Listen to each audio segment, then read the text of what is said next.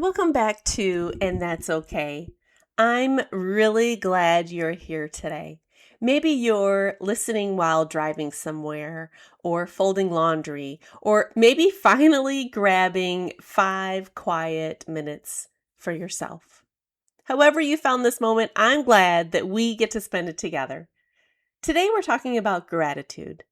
And before you think this is going to be another conversation about writing 10 things in a journal every morning, that's not what this is. This is the kind that shows up in the middle of a busy life, in the car line, in the laundry room, in the moment you finally sit down after a long day. Because in real life, especially in a busy life, sometimes gratitude shows up in much smaller ways. Sometimes it's just a moment or a pause. And sometimes, if we're honest, it's something hard to find, and that's okay. Welcome to And That's Okay, the podcast that empowers you to master your emotional world. I'm Lisa Renee Scott, your host and a passionate believer that every feeling is a signal and every signal holds power. In a world that often tells us to ignore or dismiss our emotions, I'm here to remind you that whatever you're feeling, it's for a reason, and that's okay. Each week, I'll dive into real-life challenges, share relatable experiences, and equip you with revolutionary framework to name it, claim it, and navigate it, transforming your feelings into your greatest guides. So let's take a deep breath, lean in, and unlock the power of your emotions. Today, I want to talk about how gratitude can shift the way we experience our days. Not by making life perfect, because that's not realistic, but by helping us move through our emotions differently. And that's where something I'm going to start using more and more on the podcast comes in. It's a really simple framework to learn what our emotions are signaling instead of ignoring them. It's called Name It, Claim It, Navigate It. Because emotions don't go away when we pretend they're not there, but they can move when we acknowledge them. Let me ask you something. Have you ever had a morning where the alarm goes off and before your feet even hit the floor, your brain is already running a list? Lunches, schedules, appointments, emails. Someone's got to be somewhere. Something you forgot yesterday. Something you need to remember today. You're barely awake and already spiraling. How am I going to get everything done? Now imagine you're a busy mom starting your day like that. The alarm goes off. You didn't sleep great. You're already tired. You walk into the kitchen. The morning begins. Kids need lunches. Someone can't find their shoes. Someone else suddenly remembers a school project that is apparently due today. Coffee spills. Now the morning feels rushed and a feeling shows up. Suddenly, you're overwhelmed. Now pause for a moment. Have you ever felt that? Where the day hasn't even started yet and it already feels like it's too much. Where your brain is already going 100 miles an hour before the coffee pot is even done brewing. Here's what usually happens next. When overwhelm shows up, other emotions start stacking right behind it because they don't come alone. They bring their friends. So here comes frustration, irritation, pressure, maybe even guilt. And suddenly the day already feels behind. Now, like you're already trying to catch up to it. And by lunchtime, you're tired. By afternoon, you're stretched thin. And by evening, you might even feel like you didn't do enough, even though you did 100 things that nobody saw. When you finally get into bed at night, your mind starts replaying the list all over again. Everything you didn't finish, everything you forgot, everything you wish you handled differently or better. Have you ever ended a day like that? Where it felt like the day just happened to you? Let's rewind that exact same day. Same responsibilities, same chaos. Nothing about the circumstances change except one small, simple shift. When the alarm goes off, you still didn't get enough sleep. But before you get out of bed, you take a breath. You pause just for 1 second, and you notice something. The quiet. Just a tiny pocket of quiet before the house wakes up. You think, okay, I'm tired because I didn't sleep well. You named it, which is awareness. Then you claim it. Today might feel heavy. There's a lot to do. That's validation. Simple fact. But then you do something small. You navigate it, which is finding an intentional next step. One thing I'm grateful for right now is this quiet moment. That's it. No journal, no big routine, just a moment. And the day begins. And that tiny shift begins to change how the day feels. The kids still need lunches, someone still loses their shoes, coffee still might spill, but on the drive to school you notice something. Sunlight is coming through the trees. A random story from the back seat. A moment that probably wouldn't look important in 20 years, but it actually is. Later in the day, you pause again, just long enough to say, I'm grateful I made it this far into the day. That's it. Nothing fancy.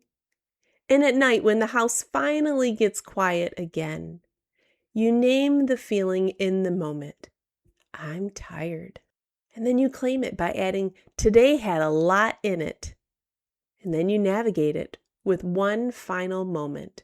What am I grateful for today? Maybe it's laughter at the dinner table. Maybe it's a text from a friend, or simply that everyone made it through the day. And you fall asleep feeling something different. Not perfection, but perspective that made the day lighter. And that's okay. Gratitude doesn't erase hard days. It doesn't remove stress. It doesn't magically solve every problem.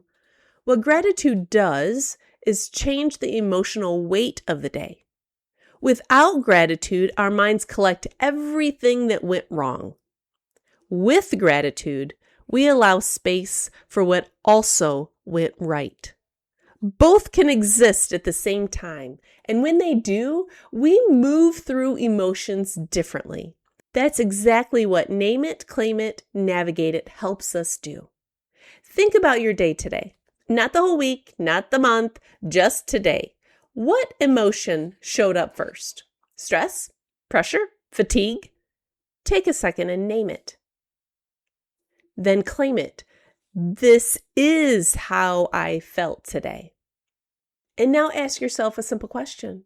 What was one moment today that you could be grateful for? It might not be the biggest moment, but just name one. Maybe it already came to your mind.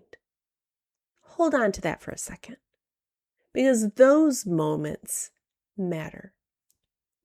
Let's talk about how you can use this in your own day, because this isn't meant to be something that only sounds good on a podcast episode.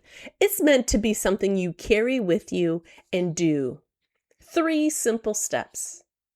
The first step is name it.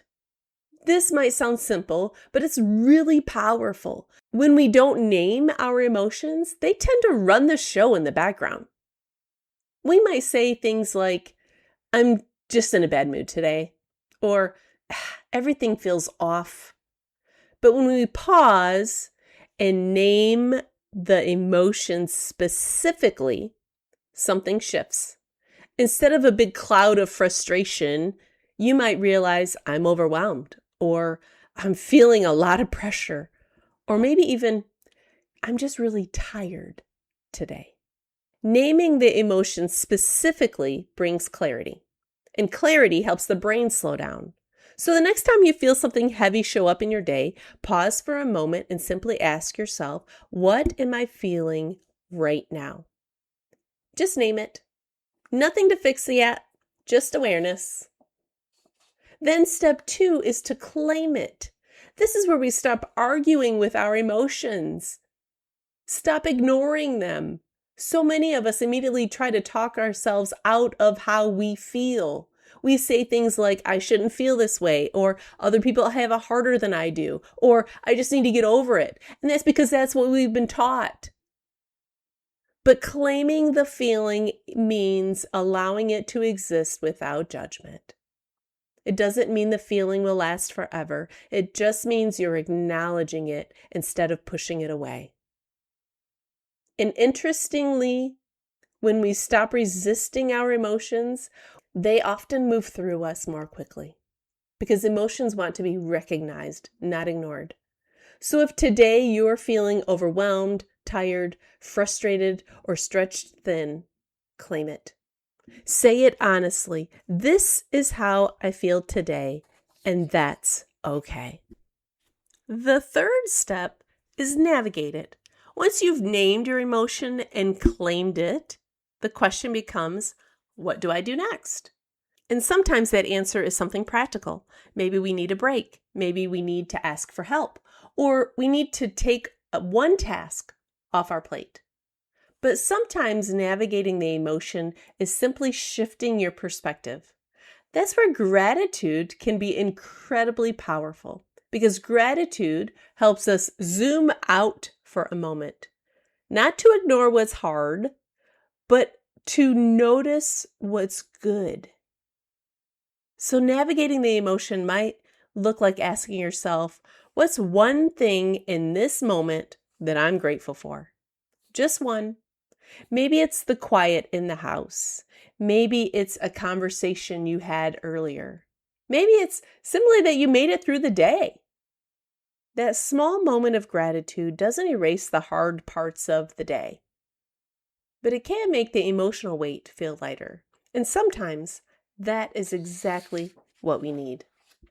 Gratitude isn't about pretending everything is perfect. It's about allowing more than one truth to exist in the same day. You can feel tired and grateful. You can feel overwhelmed and grateful. You can have an entirely messy day and still find something meaningful inside of it. And when we allow ourselves to do that, we begin to move through life a little differently, a little lighter. And if gratitude felt hard to find today, if today felt overwhelming, if things didn't go the way you'd hoped, that's okay. Thanks for tuning into this episode of And That's Okay. I hope our conversation left you feeling validated, empowered, and equipped with practical steps to name it, claim it, and navigate it in your own life. If you found value in today's message, please subscribe, leave a review, and share this episode with someone who needs to hear that their feelings are valid. Your support helps us spread the validation revolution. And if you're ready to dive deeper into transforming your emotional landscape, you'll definitely want to grab a copy of my book, And That's Okay. It's available on Amazon or through my website. Just check the link in my bio or the captions of this episode. For daily inspiration, reflections, and more tools to support your growth, come connect with me on social media. I'd love to hear how you're applying the Name It, Claim It, Navigate It framework in your own life. Before we wrap up, a quick reminder, I am not a licensed doctor or a therapist. I'm simply sharing experiences and insights that have helped me and countless others along the way. My mission is to empower you with tools, not to replace professional medical advice. Remember, whatever you're feeling or going through, you have feelings, and that's okay.